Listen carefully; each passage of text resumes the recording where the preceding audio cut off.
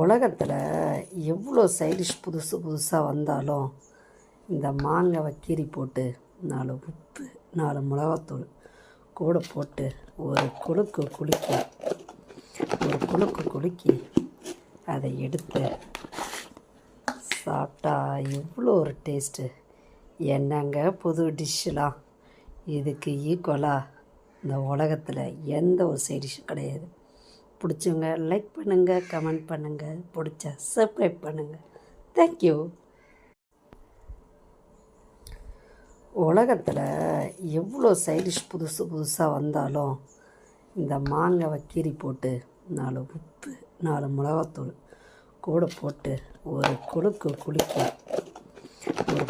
குலுக்கி அதை எடுத்து சாப்பிட்டா எவ்வளோ ஒரு டேஸ்ட்டு.